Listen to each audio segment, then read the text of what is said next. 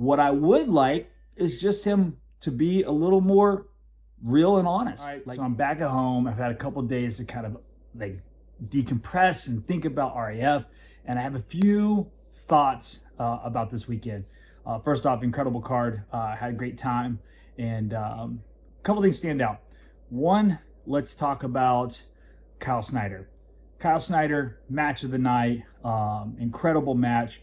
He's down 6-0, comes back, wins pretty handily, breaks, a very incredible world champion opponent.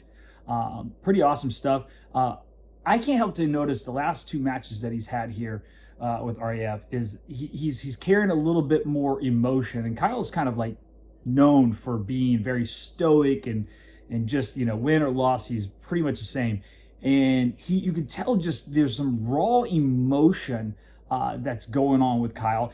And he gets up, he flexes, and I've seen him do a little bit of that before, but it's different.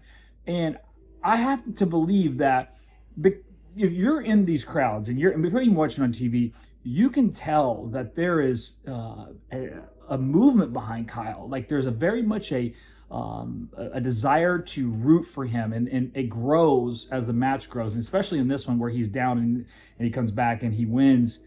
You hear the chants of USA, USA, and he's carried in the last I don't know, quite a few years, he's had that banner on his back as the USA wrestler, the gold guy, right? The guy that's always going to get gold. And then obviously he has this very public thing happen, and a very private thing become public, and it kind of plays out. And you kind of wonder, there was a lot of hurt people in the community of wrestling because they considered Kyle this, almost, saint-like, because, he talks about his faith a lot, but he had this very, crazy thing that gets played out in the public, and he doesn't say much about it. He kind of just talks about what's important is his family and getting on track with back with his faith and his family, and which is absolutely true. But he chose a very public profession, right? He is a public figure, and so you got this thing where you kind of like wonder like what's going on with him, and also you kind of almost expect an outward expression of what's going on, so people can follow along. That's what we expect as the public. But then you also wonder, how will people receive him?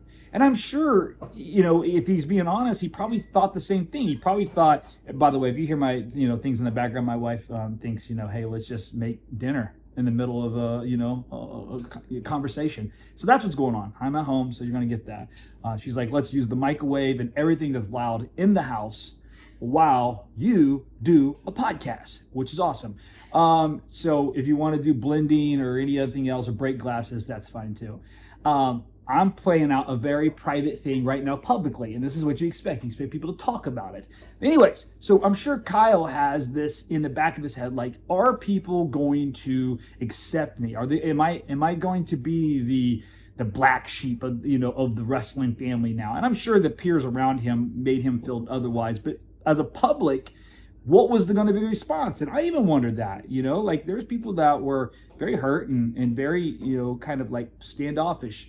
But as he's came back to RAF, it couldn't be further from the truth. I actually feel like there's more people rooting for Kyle now.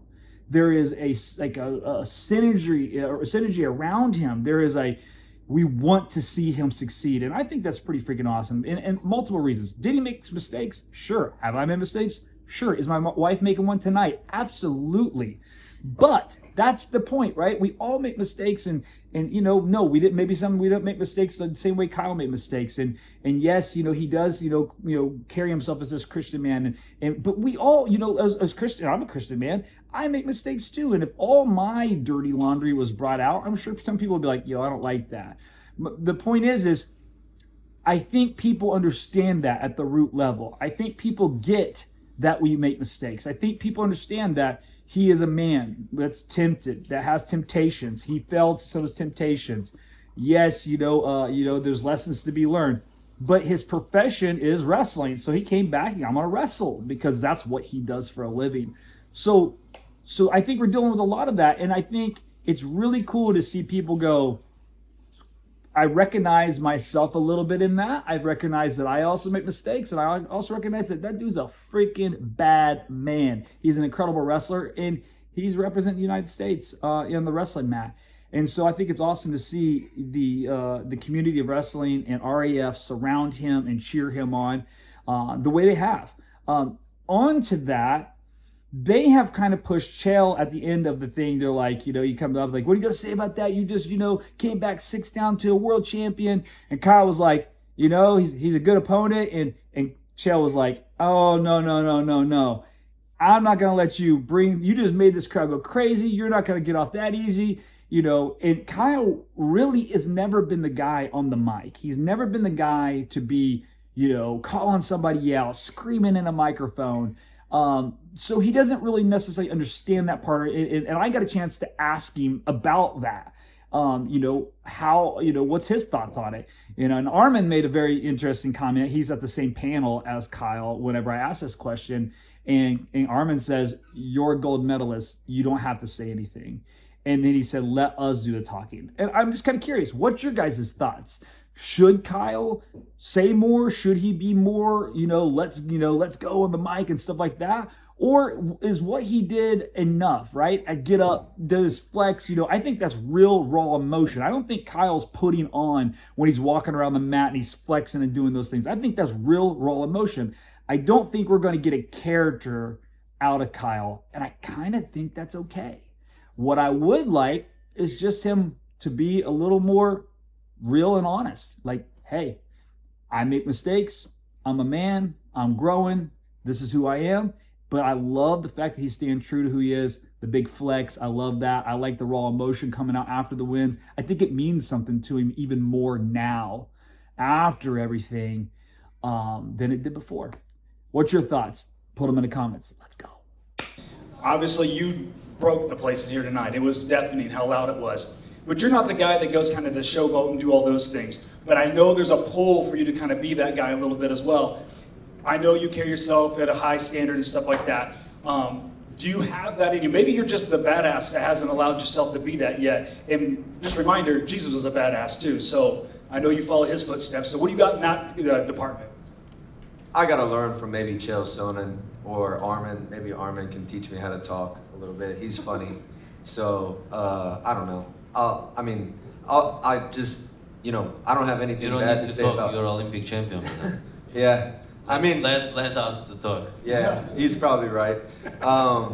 Rozambek is a great opponent. So, Ahmed Tezadino is one of the greatest 97-kilo wrestlers ever already. So, what can you say about these guys? They're fantastic opponents, and but maybe I'll learn some more from these guys about how to talk.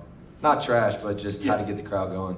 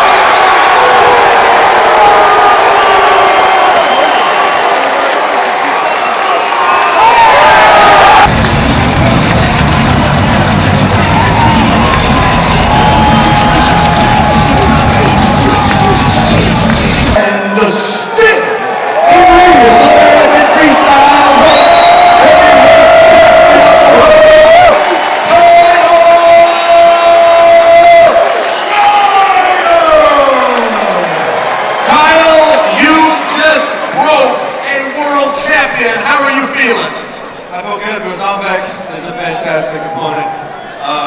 Very tough guy, so thankful to be able to get the win. Oh, no, you're not going to bring the energy down tonight. I have never seen a real